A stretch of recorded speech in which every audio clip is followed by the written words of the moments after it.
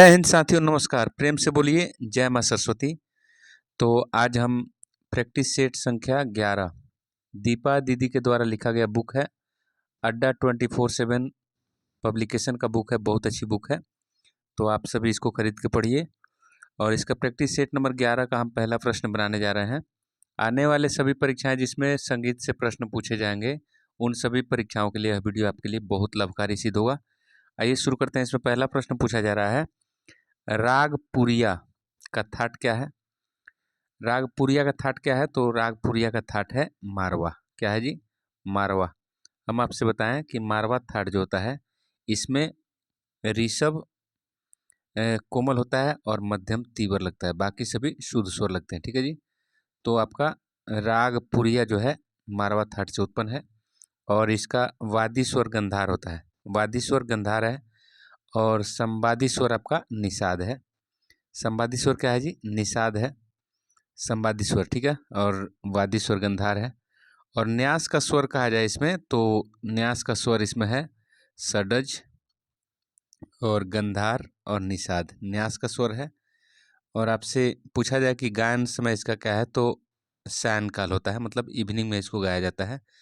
और इसका सम प्रकृति राग पूछा जाए तो सम प्रकृति राग होता है मारवा राग होता है। उसके बाद आपको सोहनी राग, सोहनी भी इसका सम प्रकृति राग है। उसके बाद आपको जो है तो हम बता दिए राग पुरिया। ठीक है, मारवा थाट से उत्पन्न है।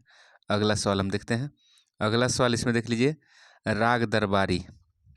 राग दरबारी जो है किस तरह का राग है, किसका भाग है? ठीक है जी, राग दरबारी। तो दरबारी जो है असावरी थाट से उत्पन्न होता है और यह कान्हड़ा अंग का राग होता है। कान्हड़ा अंग, ठीक है जी, कान्हड़ा अंग का राग होता है और गंभीर प्रकृति का राग होता है। ठीक है जी, यह गंभीर प्रकृति का राग है। और राग दरबारी जो है मध्य रात्रि में इसको गाया जाता है। और एक प्रश्न और पूछा जाता है कि राग दरबारी एक उपन्यास होता है, उसके लेखक कौन है? राग दरबारी के लेखक, मतलब एक उपन्यास है, इसके लेखक पूछा जाए आपसे तो श्री लाल शुक्ल होते हैं। ठीक है जी, श्री लाल शुक्ल, याद रखिएगा। राग दरबारी उपन्यास कौन लिखे हैं? तो श्री लाल शुक्ल। ठीक है, समझ गए। अगला सवाल देखिए, 3 नंबर सवाल है। 3 नंबर सवाल हम आपसे पूछ रहे हैं। तो 3 नंबर सवाल इसमें पूछा गया है, मग रेगा रेसा धनी रे। ठीक है जी, बोल रहा है कि यह जो है स्वर समूह किस राग में आपको देखने को मिलते हैं। तो इसका सही उत्तर क्या होगा जी? तो राग गौड़ मल्हार। ठीक है जी, राग गौड़ मल्हार। अगला सवाल हम आपसे पूछ रहे हैं, देखिए, सितार का घराना क्या है? सितार का घराना, सितार आप जानते हैं एक तत्व वाद्य यंत्र होता है, तार से बना होता है। ठीक है जी, और सितार में आप जानते हैं 7 तार होता है। और यह जो है सेनिया जो घराना होता है, सेनिया तानसेन जी के द्वारा जो घराना है, तानसेन जी के शिष्य परंपरा वाली घराना जो है सेनिया घराना कहते हैं। और यह जो है सितार के लिए विख्यात है। ठीक है जी। अगला सवाल देख लीजिए। अगला सवाल हम देखते हैं इसमें। अगला सवाल आपसे पूछ रहे हैं कि निम्न में से किस राग में दोनों मध्यम स्वरों का प्रयोग होता है? दोनों मध्यम मतलब शुद्ध मध्यम और तीव्र मध्यम, दोनों का प्रयोग किस राग में होगा? तो राग बसंत। ठीक है जी, राग बसंत में आपका दोनों मध्यम का प्रयोग किया जाता है। राग बसंत की हम बात करें तो राग बसंत, बसंत की बात करें तो इसकी जाति आडव संपूर्ण होती है। आरोह में 5 स्वर और अवरोह में 7 स्वर होता है। वादी स्वर बसंत में आपका तार षडज होता है और संवादी स्वर आपको पंचम मिलता है। ठीक है जी।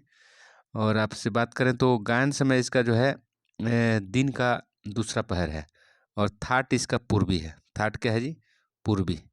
तो पूर्वी थाट में आप जानते हैं ऋषभ कोमल लगता है और मध्यम तीव्र लगता है और धैवत कोमल लगता है पूर्वी थाट में। ठीक है जी, तो याद रखना है आपको इतना। अगला सवाल देख लीजिए।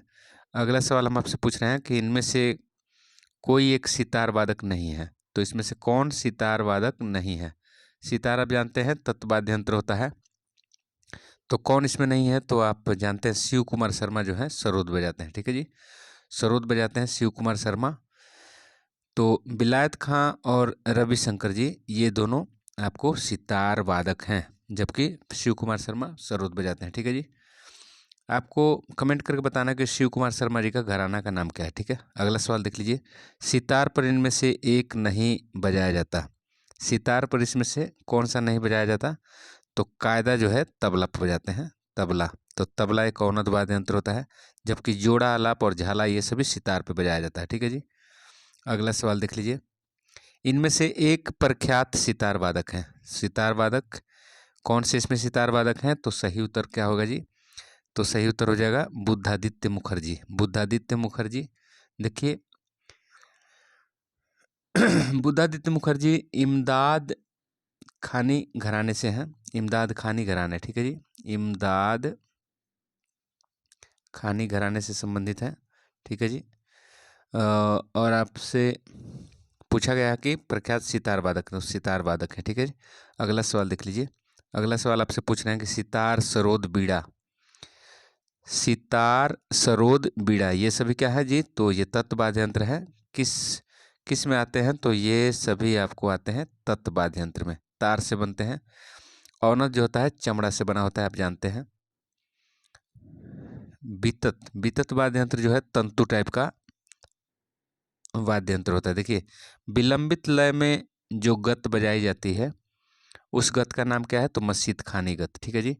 मस्जिद खानी गत की बात करें तो मस्जिद खानी गत जो होता है 3 ताल विलंबित लय में बजाते हैं, और इसके आविष्कार करता है मस्जिद खान जी। ठीक है, मस्जिद खान इसके आविष्कार करता थे। ठीक है जी। और मस्जिद खानी गत हमेशा 12वीं मात्रा से शुरू होता है। ठीक है जी, 12वीं मात्रा से शुरू होता है, और इसका बोल होता है दिर दा, दिर दा, दिर दा। ठीक है जी, इस तरह का इसका बोल होता है। ठीक है, हम आपसे बात करें इसमें, इसको मस्जिद खानी गत को हम पश्चिमी पश्चिमी बाज या दिल्ली बाज भी कहते हैं। पश्चिमी बाज या दिल्ली बाज भी इसको कहा जाता है, मस्जिद खानी गत को। ठीक है, तो आप इतना जान गए। अब अगला सवाल देखिए। और वहीं आप रजा खानी गत की बात करें तो रजा खानी गत मोहम्मद रजा द्वारा, और ये फिरोज खानी गत, ये दोनों द्रुत लय में बजते हैं। ठीक है जी, द्रुत लय में ये भी बजता है। लेकिन विलंबित में बात करें तो ये मस्जिद खानी गत। ठीक है जी, याद रखिएगा। अगला सवाल देख लीजिए। अगला सवाल देख लीजिए आप। अगला सवाल आपसे पूछा जा रहा है कि सितार इस वाद्य का परिष्कृत रूप माना जाता है, मतलब विस्तृत रूप, जैसे बदलता हुआ रूप किसका है? तो बीड़ा का, बीड़ा का। ठीक है जी, सितार बीड़ा से बना हुआ है। ठीक है। अगला सवाल देख लीजिए। दिरदा, दिरदा, राधा, दारा बोल निम्न में से किस गत का है? तो हम आपसे अभी बताए हैं कि जो होता है मस्जिद खानी गत, मस्जिद खानी गत का बोल जो होता है दीर दा दीर से शुरू होता है। तो मस्जिद खानी गत मस्जिद खान द्वारा जो है इसका आविष्कार किया गया। ठीक है जी। अगला सवाल देख लीजिए। मीड का कार्य, देखिए मीड का कार्य निम्न में से किस वाद्य में किया जाता है? तो सितार में किया जाता है, मीड सितार में बजाया जाता है। ठीक है जी। अगला सवाल देख लीजिए। अगला सवाल, भारतीय संगीत में गमक के कितने प्रकार हैं? तो संगीत रत्नाकर में गमक के 15 प्रकार बताए गए हैं। तो भारतीय संगीत में 15 प्रकार के गमक है। ठीक है। अगला सवाल देखिए। नाद की संगीत और संगीत उपयोगी नाद की इस विशेषता पर निर्भर करती है। तो संगीत की देखिए नाद की विशेषता ऊंचा नीचापन भी होता है, जाति भी होता है, और छोटा बड़ापन। तो ये तीनों है, तो एक से अधिक इसमें मारिएगा। ठीक है जी, डी आंसर हो जाएगा। अगला सवाल देख लीजिए। अगला सवाल आपसे पूछा जा रहा है सेनिया घराना का संबंध इनमें से किनसे माना जाता है? तो सेनिया देखिए इसमें तानसेन, तानसेन के शिष्य परंपरा वाली जो घराना है उसको सेनिया घराना कहा जाता है। तो आंसर सी हो जाएगा। ठीक है। देखिए 3/2 लयकारी का नाम बताइए। तो 3/2 को डेढ़गुनी लयकारी कहते हैं, मतलब आड़ लयकारी। ठीक है जी, आड़ लयकारी कहते हैं इसको। तो ये बी आंसर हो गया। और कुआड़ क्या बोलते हैं? 5/4, मतलब इसको सावा गुण बोलते हैं। सावा गुण को आप कुआड़ बोलते हैं। और बियाड़ क्या बोलते हैं? 2.25 गुण को। ठीक है जी। अगला सवाल देख लीजिए। दक्षिण संगीत पद्धति की प्रचलित शैली, दक्षिण इसमें जो शैली दिया गया है ख्याल, कृति और ध्रुपद। तो इसमें दक्षिण कर्नाटक संगीत पद्धति में कौन है? तो कृति। आंसर क्या हो जाएगा? बी आंसर हो गया आपका, बी आंसर। ठीक है। अगला सवाल देख लीजिए। कहा जाता है कि सितार का आविष्कार किसने किया था? तो सितार का आविष्कारक कौन थे? तो अमीर खुसरो। ठीक है जी, अमीर खुसरो।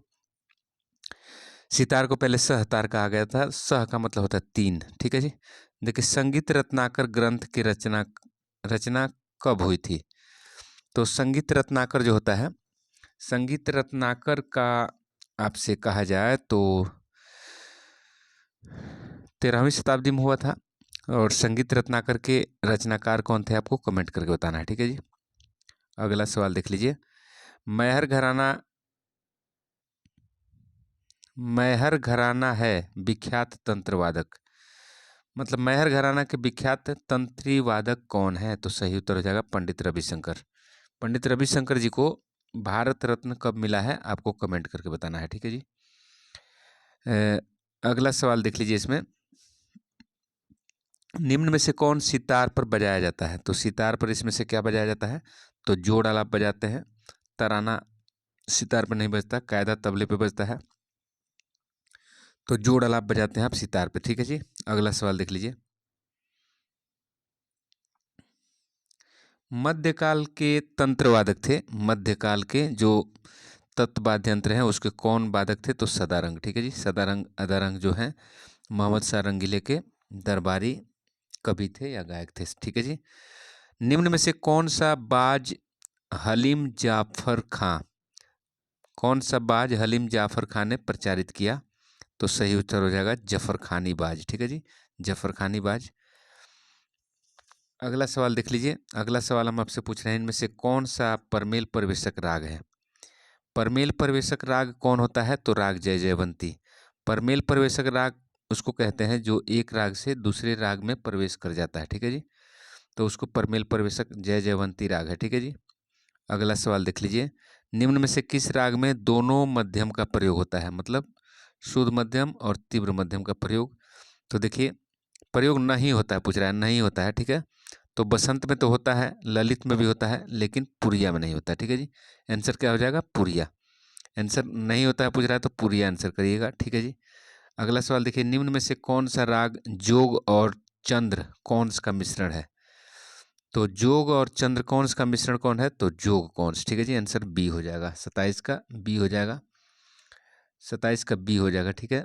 और राग जोग कौंस की बात करें तो इसकी जाति होती है साडो साडो। साडो साडो मतलब आरोह में भी 6 और अवरोह में भी 6 स्वर लगते हैं। और इसकी थाट भैरवी होता है। थाट क्या है जी? भैरवी। तो भैरवी में आप ऋषभ कोमल, गंधार कोमल, धैवत कोमल और निषाद कोमल, चारों कोमल स्वर लगते हैं भैरवी में, ठीक है जी। और आपसे आगे बात करें तो देखिए, वादी स्वर इसका मध्यम होता है, वादी स्वर मध्यम है। और संवादी स्वर आपका षडज होता है इसमें, राग जोग कौंस में, ठीक है। और आगे हम बात करें इसमें, इसके आविष्कारक, राग जोग कौंस के आविष्कारक जो हैं पंडित जगन्नाथ बुआ गुणीदास। पंडित जगन्नाथ बुआ गुणीदास, याद रखिएगा। जोग कौंस के आविष्कारक कौन है? गुणीदास अर्थात पंडित जगन्नाथ बुआ, ठीक है जी। और रात्रि के तीसरे पहर में राग जोग कौंस को गाते हैं, आप याद रखिएगा। 28 नंबर सवाल देखिए आगे। एक भैरव, राग भैरव एक है, तो राग भैरव क्या होता है? तो शुद्ध राग होता है। राग भैरव की बात करें तो भैरव थाट से उत्पन्न है और इसमें ऋषभ और धैवत कोमल लगता है, बाकी शुद्ध स्वर लगते हैं। और जाति इसकी संपूर्ण संपूर्ण है, मतलब 7 आरोह 7 अवरोह में होता है। और इसका वादी स्वर धैवत होता है। और संवादी स्वर क्या होता है जी? संवादी स्वर इसका ऋषभ होता है, ठीक है जी। तो अब इसको कर्नाटक संगीत में राग भैरव को माया मालगौड़ कहा जाता है और राग भैरव को आदि राग भी कहा जाता है। भगवान शिव के नाम पर राग भैरव का नाम पड़ा है, ठीक है जी, इसलिए इसको आदि शिव या आदि राग भी कहा जाता है, ठीक है। अगला सवाल देख लीजिए। संधि प्रकाश राग प्रस्तुत किया जाता है। तो संधि प्रकाश राग मतलब संधि मतलब जोड़ने का काम जो करता है, जो राग रात और दिन को जोड़ने का जो काम करता है उसी को संधि प्रकाश राग कहते हैं। तो दिन और रात्रि के मिलन बेला में जो राग गाया जाता है उसको संधि प्रकाश राग कहते हैं, ठीक है जी। तो आपको कमेंट करके बताना है, 2 राग का नाम बताइए जो संधि प्रकाश है, ठीक है जी, कमेंट करके बताइए। अल्पत्व के प्रकार बताइए। अल्पत्व के प्रकार 2 होते हैं, 2 तरह के अल्पत्व होते हैं। एक होता है जो आपका अनाभ्यास अल्पत्व, मतलब किसी स्वर को हल्का टच करके आप आगे बढ़ जाते हैं, उसको अनाभ्यास अल्पत्व कहते हैं। और दूसरा लंघन अल्पत्व, मतलब बिना छुए हुए राग, बिना स्वर को टच किए हुए उसको लांघ के चले जाना, उसको कहते हैं आप लंघन अल्पत्व। ठीक है जी, तो दो प्रकार का अल्पत्व है, याद रखिएगा। मध्यम ग्राम में पंचम की श्रुति बताइए। तो मध्यम ग्राम में पंचम की श्रुति एक श्रुति पीछे हट जाती है, अर्थात 17वीं पे ना होकर 16वीं पे हो जाती है। ठीक है जी, याद रखिएगा, आंसर बी हो गया। अगला सवाल देख लीजिए। आधुनिक काल में संगीत पर इनका प्रभाव अधिक है। तो सौंदर्य का प्रभाव अधिक है, क्योंकि आजकल आधुनिक दौर में जो गायकी करते हैं, सौंदर्य मतलब उसमें सुंदरता होना चाहिए, गायकी आपकी सुंदर होनी चाहिए, तो इसका प्रभाव ज़्यादा है सौंदर्य का। ठीक है जी। राग जिसमें बिहाग और कल्याण का मिश्रण है, बिहाग और कल्याण का मिश्रण जिस राग में है उसको मारू बिहाग कहते हैं, राग मारू बिहाग। ठीक है जी। मारू बिहाग राग की बात करें तो राग मारू बिहाग, राग मारू बिहाग की बात करें तो इसकी जो है कल्याण थाट से उत्पन्न होता है, कल्याण थाट से उत्पन्न है। तो कल्याण थाट में आप मध्यम तीव्र लगाते हैं, बाकी शुद्ध स्वर लगते हैं। और इसकी जाति जो होता है आडो संपूर्ण होता है, आरोह में 5 और रोह में 7 स्वर लगते हैं। रात्रि के दूसरे पहर में इसको गाया जाता है। और वादी स्वर इसका पंचम होता है। ठीक है जी। और संवादी स्वर षडज होता है, संवादी स्वर षडज हो गया, थाट कल्याण हो गया, आप जान गए। अगला सवाल देख लीजिए। उस्ताद अलाउद्दीन खान ने कौन सा घराना को स्थापित किया? तो सही उत्तर हो जाएगा मैहर घराना। ठीक है जी, उस्ताद अलाउद्दीन खान ने मैहर घराना की स्थापना की है। ठीक है जी। अलाउद्दीन खां के शिष्य का नाम बताइए आप कमेंट करके। ठीक है जी। पंडित अहोबल द्वारा रचित ग्रंथ कौन सा है? इसमें पंडित अहोबल द्वारा रचित ग्रंथ कौन सा है आपको बताना है, तो सही उत्तर हो जाएगा संगीत परिजात। स्वर मेल का निधि किसने रचा? तो रामामात्य। ठीक है जी, रामामात्य, रामामात्य जी रचे हैं स्वर मेल का निधि। और राग तरंगड़ी कौन कवि लोचन जी इसको रचे हैं। ठीक है जी, आपको याद रखना है। और संगीत परिजात आपको पंडित अहोबल। अगला सवाल देख लीजिए। भारतीय संगीत में निम्न में से किसे स्वर्ण युग कहा जाता है? स्वर्ण युग मतलब जिस युग में संगीत जो है काफ़ी विकसित हुई, तो वो काल था मध्यकाल। ठीक है जी, मध्यकाल। अगला सवाल देखिए। दक्षिण संगीत में यह स्वर प्रयुक्त होता है, दक्षिण संगीत में कौन सा स्वर प्रयुक्त होता है? तो सही उत्तर हो जाएगा अंतर्गंधार। ठीक है जी। अगला सवाल देख लीजिए। प्रति मध्यम या वराली मध्यम प्रयुक्त होता है, प्रति मध्यम और वराली मध्यम, प्रति मध्यम या वराली मध्यम कहाँ प्रयोग होता है? तो दक्षिण संगीत में, अर्थात कर्नाटक संगीत में। ठीक है जी, कर्नाटक संगीत में। ठीक है। अगला सवाल देख लीजिए। अगला सवाल हम आपसे पूछ रहे हैं, इनमें से एक दक्षिण संगीत के स्वर नहीं है। तो दक्षिण संगीत में कौन सा स्वर नहीं है? तो तीव्र मध्यम, तीव्र मध्यम आपका उत्तर भारतीय संगीत में लगता है। ठीक है जी। अंतर्गंधार और षट श्रुति ऋषभ ये सभी आपको साउथ इंडियन म्यूजिक में प्रयुक्त होता है। ठीक है जी। जबकि तीव्र मध्यम आपको उत्तर भारतीय संगीत में। देखिए, राग कल्याण को दक्षिण संगीत में क्या कहते हैं? राग कल्याण को मेच कल्याणी कहा जाता है। क्या कहा जाता है जी? मेच कल्याणी। ठीक है जी। अगला सवाल देख लीजिए। अगला सवाल देखिए, दक्षिण संगीत की प्रमुख औनत वाद्य क्या है? औनत वाद्य मतलब चमड़ा से बने हुए वाद्य बताइए जो दक्षिण भारत का प्रमुख है। तो सही उत्तर हो जाएगा मृदंगम। ठीक है जी, मृदंगम। जबकि ढोलक और तबला उत्तर भारत का है, ये भी औनद ही है, लेकिन दक्षिण भारत में मृदंगम का यूज होता है। ठीक है। दक्षिण संगीत में कुल मेल मतलब कुल कितने थाट हैं? तो 19 थाट हैं, और उत्तर भारत में 10 थाट। ठीक है जी। और वेंकटमखी जी 72 थाटों का प्रचलन किए थे। ठीक है जी। अगला सवाल देख लीजिए। दक्षिण ताल पद्धति में कुल कितने ताल हैं? तो दक्षिण पद्धति में कुल जो होता है 7 ताल होता है, 7 ताल होता है। कर्नाटक संगीत में 7 ताल होता है। कौन कौन ताल होता है हम आपको बता दें। तो पहला उसमें ध्रुव ताल हो जाता है, ध्रुव ताल हो जाता है, मत्य ताल हो जाता है। उसके बाद आपको बताऊं तो रूपक ताल, कमेंट करके बताइए रूपक ताल में कितनी मात्राएं होती हैं। रूपक ताल हो गया। उसके बाद झंपा ताल हो गया, झंपा ताल हो गया। उसके बाद आपको त्रिपुट हो गया, त्रिपुट ताल हो गया। उसके बाद आपको त्रिपुट के बाद आटा ताल हो गया। ठीक है जी। उसके बाद आपको हो गया 1 का ताल, ठीक है। तो ये 7 ताल हो गए, 1 2 3 4 5 6 7, तो ये 7 ताल होते हैं दक्षिण भारत वाले, ठीक है जी। अगला सवाल देखिए, इनमें से एक दक्षिण ताल पद्धति की ताल है। तो देखिए झंपा ताल यहाँ पे दिख रहा है आपको, झंपा ताल, तो झंपा ताल मार दीजिएगा, जबकि ये दोनों में प्रिंट एक ही हुआ है, लेकिन ये आपको याद रखना है झंपा ताल, ठीक है जी। अगला सवाल देख लीजिए, तिलाना निम्न में से किस पद्धति में प्रचलित गायन शैली है। तो देखिए तिलाना दक्षिण भारत में आप कहते हैं और उसी को तराना कहा जाता है उत्तर भारत में, तो ये हो जाएगा आपका दक्षिण भारत पद्धति, ठीक है जी, दक्षिण पद्धति अर्थात कर्नाटक संगीत में। 46 नंबर सवाल आपसे पूछ रहा है कि सितार में तरब के तार की उपयोगिता इस सिद्धांत पर आधारित है। जो सितार में तरब के तार होते हैं तो किस सिद्धांत पर आधारित है, तो यह रेजोनेंस अनुनाद मतलब गुंजन, गूंजता है आवाज ना, उस पर ये डिपेंड करता है, ठीक है जी। मतलब उस सिद्धांत पे काम करता है कि उसमें गुंजन बनाए रखता है, ठीक है जी, गूंजता है आवाज, रेजोनेंस होता है, रेजोनेंस की क्रिया। अगला सवाल देख लीजिए, इनमें से कौन से दक्षिण पद्धति की शैली नहीं है। दक्षिण पद्धति की शैली नहीं है आपको बताना है, तो दक्षिण पद्धति की शैली इसमें नहीं है तो ख्याल, जबकि कृति वर्णम ये सभी दक्षिण का शैली है, जबकि ख्याल उत्तर भारतीय संगीत की शैली है, ठीक है जी। भारतीय संगीत के ग्राम के कुल प्रकार कितने हैं। ग्राम कितने प्रकार के हैं, तो तीन तीन प्रकार के ग्राम है। देखिए षडज ग्राम है, षडज ग्राम है, मध्यम ग्राम है, मध्यम ग्राम है, उसके बाद निषाद ग्राम है, निषाद को गंधार ग्राम भी कहा जाता है, ठीक है जी, गंधार ग्राम भी कहा जाता है।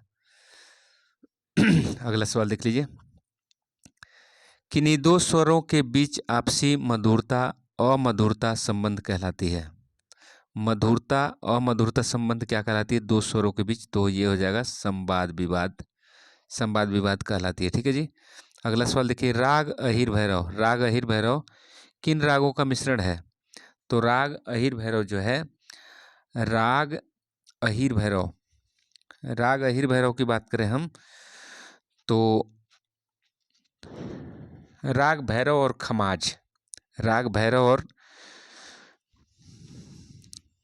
राग अहिर भैरव जो है आपको बताना है कि राग अहिर भैरव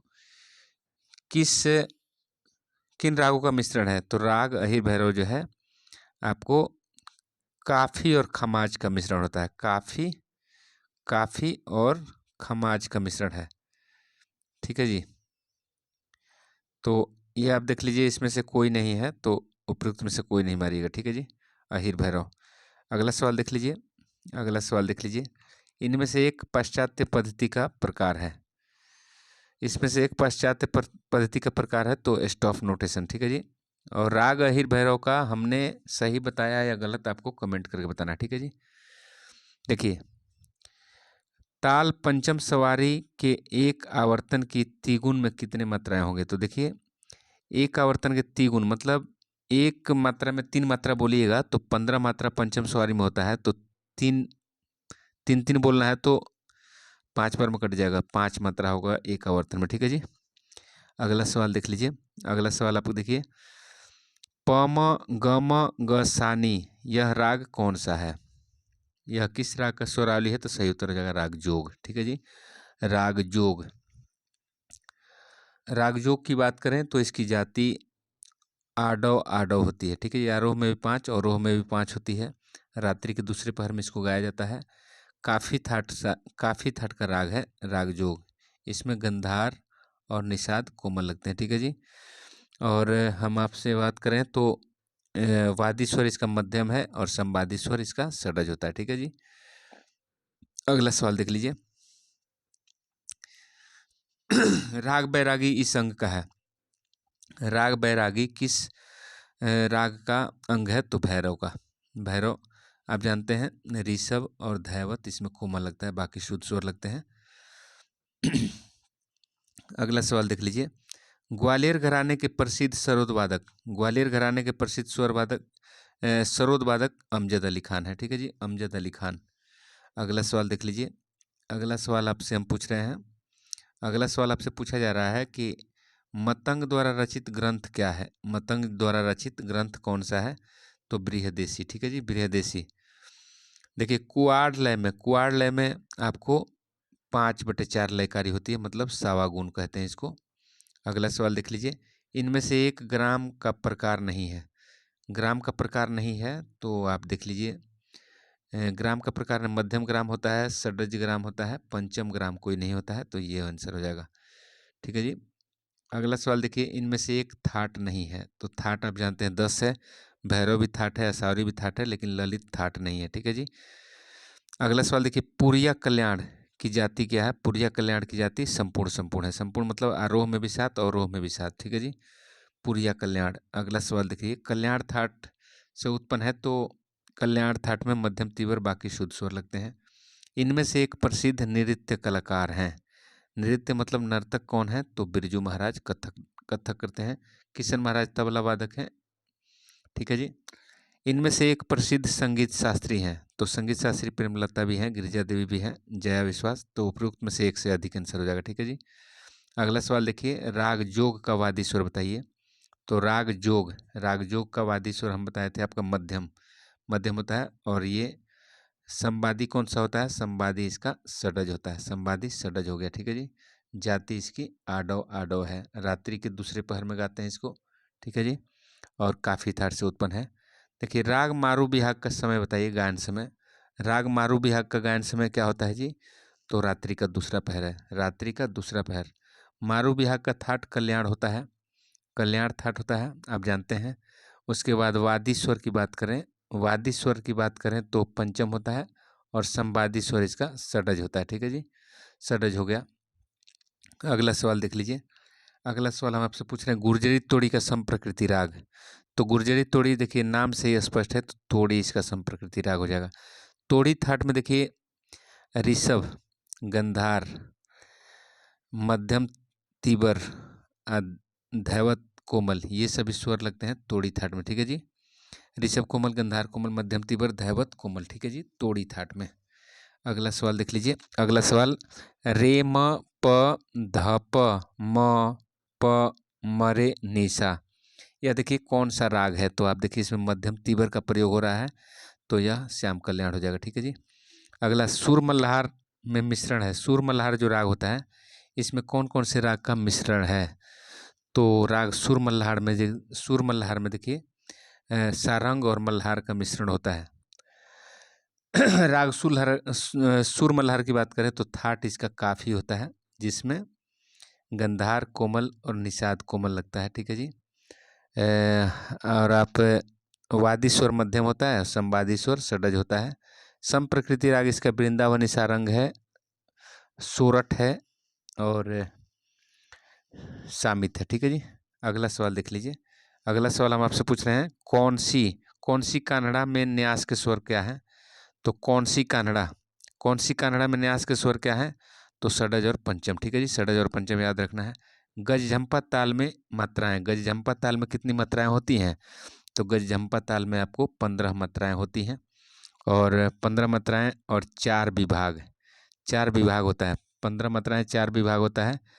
एक खाली होता है और आपको जो है ताली इसमें 3 होता है, 3 ताली होता है। ठीक है जी, ताली 3 होता है। और इसमें जो है 4 4 3 4 इस तरह का विभाग में बंटवारा होता है मात्राओं का, तो ये विषम पदी हो जाएगा। ठीक है जी, क्योंकि सभी विभाग में समान मात्राएं नहीं होती हैं। इसका बोल की बात करें तो धा धिन नक तक, धा धिन नक तक, तीन नक तक, तिटकत गदिगन। ठीक है जी, इसका बोल है गज झंपा ताल का, 15 मात्राएं 4 विभाग। ठीक है, 3 ताली होता है इसमें। अगला सवाल इसमें देखिए 70 नंबर है, जत ताल में खाली कितनी मात्राएं पे होती हैं? तो जत ताल में आप खाली देखेंगे तो जत ताल में आपको मिलेगा 9वीं मात्रा पर खाली। ठीक है जी। जत ताल की बात करें तो इसमें 16 मात्राएं होती हैं, 16 मात्राएं होती हैं और 4 विभाग होता है इसमें, 4 विभाग होता है, 3 ताली होता है। ताली कितना होता है? तो 3 होता है और आपको खाली 1 मिलेगा। ठीक है जी, खाली 1 रहता है। हम बात करें इसके बोल की तो धा आ धिन धा धा तिन ता आ तिन धा धा धिन। ठीक है जी, तो इस तरह से आप इसका बोल है जत ताल का। ठीक है, 9वीं मात्रा पर इसका खाली है। ठीक है, अगला सवाल देख लीजिए। ताल फरुदस्त में विभाग कितने होते हैं? तो ताल फरोदस्त की बात करें तो 14 मात्राएं होती हैं इसमें, 14 मात्राएं होती हैं। और विभाग आपका कितना होता है, विभाग 7 होता है, ठीक है जी। और इसमें 5 ताली होता है। ताली कितने होता है, तो 5 ताली होता है। और खाली कितना होता है, तो खाली आपका 2 होता है, खाली 2 होता है, ठीक है जी। और इसके बोल की बात करें तो धिन धिन धागे त्रिकिट तू ना क ता, धिन क ता त्रिकिट, धिन क धा त्रिकिट, ठीक है जी। तो ये जो है ताल फरदोस्त का बोल है। 15 मात्राएं हैं, 14 मात्राएं, 7 विभाग, ठीक है जी। और ये समपदी होता है क्योंकि 7 विभाग में 2-2 मात्राएं होती हैं। देखिए पंचम सवारी ताल में तीसरी ताली, पंचम सवारी ताल में 15 मात्राएं होती हैं, आप जानते हैं। पंचम सवारी ताल में 15 मात्राएं और विभाग 4 होता है, ठीक है जी। और इसमें पूछा जाए आपको तीसरी ताली, तीसरी ताली, तो तीसरी ताली आपका 12वीं मात्रा पे पड़ेगा, ठीक है जी। किस पर, 12वीं मात्रा पर, ठीक है जी। ताली इस पे होता है 1 5 12, 1 5 12 पर ताली होता है। तो तीसरी पूछा है तो 12वीं सही हो जाएगा, ठीक है जी। अगला सवाल देख लीजिए। तिटकत गद्दिगन यह जो है किस ताल का बोल है, तो सुल ताल में भी आता है और 4 ताल में भी आता है। सुल ताल की बात करें तो सुल ताल में 10 मात्राएं होती हैं और आपको 5 विभाग होता है, संपदी होता है। और बात करें तो ताली इसमें 3 होता है, 1 5 7 पर। इसका बोल होता है धा धा दिनता किटधा तिटकत गदिगन, ठीक है जी। और 4 ताल की बात करें तो 4 ताल में जो है आपका 12 मात्राएं होती हैं, 6 विभाग होता है, 2-2 मात्राएं का 6 विभाग मतलब संपदी होता है। और इसका जो है हम बात करें, इसका बोले धा धा दिनता किट तक गदिगन, ठीक है जी। तो दोनों में गदिगन आता है, तो आंसर बी और सी हो जाएगा, मतलब एक से उपरोक्त में से एक से अधिक हो जाएगा आंसर, ठीक है, सी डी। देखिए भरत ने बीड़ा पर प्रयोग किया उसे क्या कहते हैं, तो सारणा चतुष्टयी कहते हैं। बीड़ा पर जो प्रयोग किए थे भरत जी उसको सारणा चतुष्टयी कहते हैं। 75 नंबर सवाल आपसे पूछा जा रहा है, राग जिनमें 2 से अधिक रागों का मिश्रण होता है तो उसको हाइब्रिड राग या संकीर्ण राग कहा जाता है, ठीक है जी। अगला सवाल देख लीजिए। जिन 2 स्वरों की संगति कानों को प्रिय लगती है उसे क्या कहा जाता है, जिन 2 स्वरों की संगति कानों को प्रिय लगती है उसको क्या कहते हैं, शुभ स्वर संवाद कहते हैं, शुभ स्वर संवाद, ठीक है जी। अगला सवाल देखिए। इनमें से एक नाट्य शास्त्र के रचयिता है, नाट्य शास्त्र के रचयिता कौन है, तो भरत, भरत जी द्वारा नाट्य शास्त्र लिखा गया। अहोबल द्वारा ग्रंथ कौन सा लिखा गया, बताइए। सारंगदेव जी द्वारा, सारंगदेव जी के ग्रंथ का नाम बताइए कमेंट करके, ठीक है। इनमें से राग तरंगिणी के लेखक कौन है, राग तरंगिणी के लेखक कवि लोचन है, ठीक है जी। दामोदर पंडित कौन से लिखे हैं, तो संगीत दर्पण, संगीत दर्पण लिखे हैं, संगीत दर्पण। 80 नंबर पंडित सारंग देव द्वारा लिखित ग्रंथ का नाम बताइए, तो सारंग देव जी द्वारा संगीत रत्नाकर लिखा गया, ठीक है जी, संगीत रत्नाकर, ठीक है जी। नाट्य शास्त्र भरत जी लिखे हैं और संगीत परिजात कौन लिखे हैं आपको कमेंट करके बताना है। तो आज की वीडियो में इतना ही, अगले वीडियो में हम फिर मिलते हैं, तब तक के लिए जय हिंद जय भारत। चैनल को लाइक करिए, सब्सक्राइब करिए, मित्रों में शेयर करिए। आपका नौकरी लगने वाला है, best of luck, thank you.